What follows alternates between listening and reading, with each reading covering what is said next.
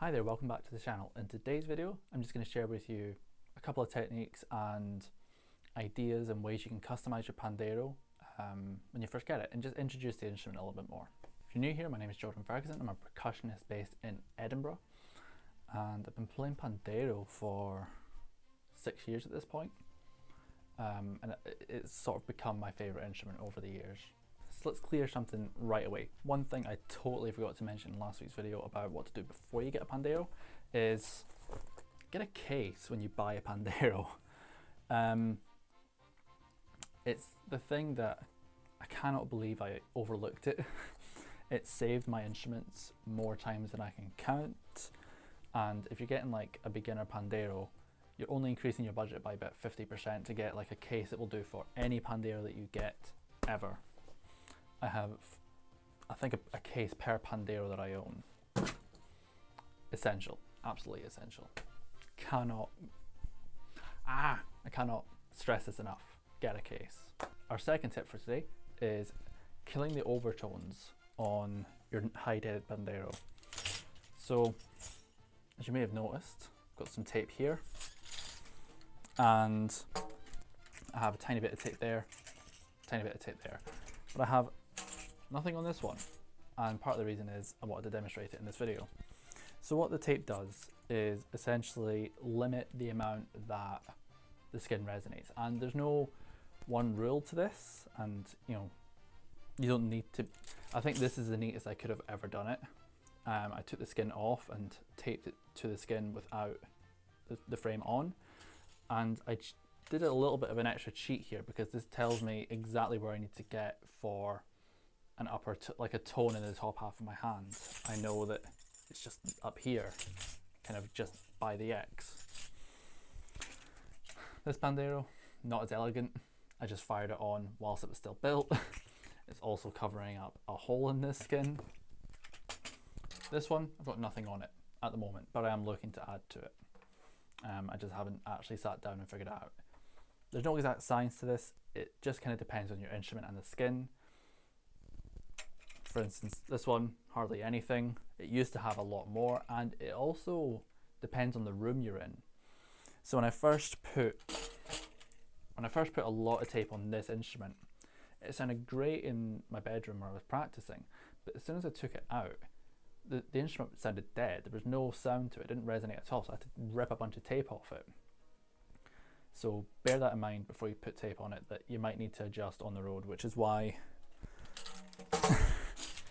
juggling all the instruments.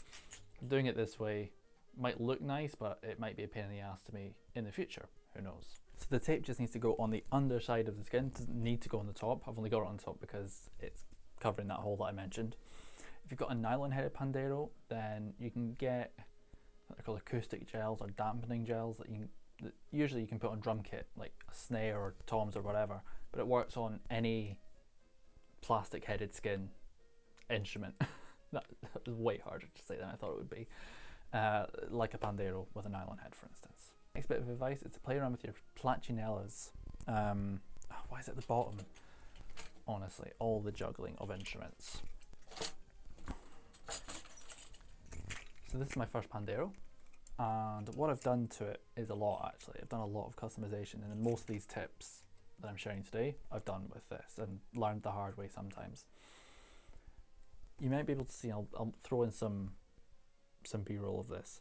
In between the platinella and the wood there are two washers, and you can get these washers in any hardware store, tiny little bits of metal. And all I've done is I've taken the skin off, got some nose pinch pliers and pulled the rods out a little bit, put the washers in with a different pair of pliers, and put the rod back in where it should be, put the skin back on, and it makes the platinellas sound a little bit tighter. So if you're looking for a different sound, then this is one way to do it. Also, you can change the material. There are some luthiers of Pandeiros that will sell just platinellas of different materials. Some do brass, some do nickel, tin, kind of just depends, and each one has a slightly different sound. These are just the platinellas I got with this instrument, but with washers. I don't know why I put this Pandeiro down. The next tip is beeswax. So the reason that this instrument is is stained so heavily on the skin. It's been a couple of years since I last applied beeswax, so it's only just come off, but there's still stains from it. Essentially, you can buy blocks of beeswax. I don't know what other uses there are for it, but my use for it is rubbing it on the skin to make it more resistant, which means that you can do finger rolls much easier. Clearly, I've not beeswaxed this because of how difficult that was. So yeah, beeswax doesn't damage the skin. If anything, it treats it and protects it. Next and final bit of kind of TLC maintenance customization advice is removing the counterweight. So this only works on some instruments, like this one for instance. On the hide-headed Pandeiro, some manufacturers will make with a sort of circular rim, and even the skin itself has a counter rim. What you want to do is you can take off that circular rim, and it reduces the weight of the instrument by about a third. Word of caution, this can ruin the skin, so please, please, please, please be careful with this. I'll even show you a close-up of this part. The skin is coming out of that counter ring because I tuned it too much at one point, but when you're retuning this, take it much, much slower. Do smaller increments when you're tuning it. But yeah, you can't crank it super high. But this just makes the whole thing about a third lighter. It was definitely worth it. I've not had to replace this skin yet, but I will at one point, I'm sure. As I said, it doesn't work with all instruments. I think it works best with round rimmed instruments, and if they've got a counterweight. So like this one doesn't have a counterweight, so I can't take this rim off. Also, it's a flat rim, pretty light, don't need to anyway. And a little tip today is how to hold the instrument, because it just saves me explaining it in the next technique video. So you might see pandeiros like this. There's a little hole that I cannot fathom as to why this hole is there, because you don't put your finger in it to hold on to the instrument at all. So what you want to do is just grab on to the drum with your fingers folding round on the inside and your thumb over the top of the skin.